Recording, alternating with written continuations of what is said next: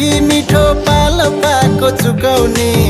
भक्तपुरको दही मिठो पाल्पाको चुकाउने मैले माया देखाउने ऐ तिमीले लुकाउने मै सोझो मान्छेको ऐ चित्त दुखाउने मै सोझो मान्छेको ऐ चित्त दुखाउने